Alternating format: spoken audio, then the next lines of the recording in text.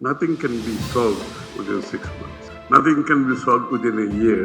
বিদ্যুৎ ও গ্যাস সংকট নিরসনে অন্তত 2 বছর সময় লাগবে বলে জানিয়েছেন অর্থ ও পরিকল্পনা মন্ত্রী আমির খসরু মাহমুদ চৌধুরী। রোববার রাজধানীর শাহবাগে হোটেল কন্টিনেন্টালে America Bangladesh chamber of commerce আয়োজিত এক সেমিনারে প্রধান অতিথির বক্তব্যে তিনি একথা বলেন। Unfortunately, on the power and gas, মন্ত্রী বলেন, বিদ্যুৎ ও গ্যাস নিয়ে বর্তমানে যে সংকট চলছে তা মূলত অতীত থেকে চলে আসা সমস্যা বলে তিনি স্বীকার করেন। তবে দুর্ভাগ্যজনকভাবে এই সংকট 6 মাস বা 1 বছরের মধ্যে সমাধান করা সম্ভব নয় বলেও জানান তিনি। nothing can be solved within 6 months. Nothing can be solved within a year.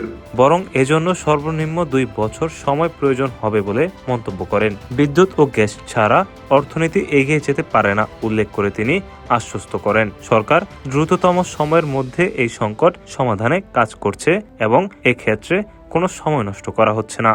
Giving a speech, budget speech, you talk of so much deregulation. Gas সংকট মোকাবেলায় ভাসমান এলএনজি টার্মিনাল ও স্থলভাগে স্টোরেজ সুবিধার বিষয়গুলো চূড়ান্ত করার প্রক্রিয়া চলছে জানিয়ে তিনি বলেন, শীঘ্রই এ বিষয়ে বিস্তারিত জানানো হবে। বিদ্যুৎ খাতে উৎপাদন যথেষ্ট হলেও সঞ্চালন ব্যবস্থায় মূল সমস্যা হয়ে দাঁড়িয়েছে বলে জানান মন্ত্রী।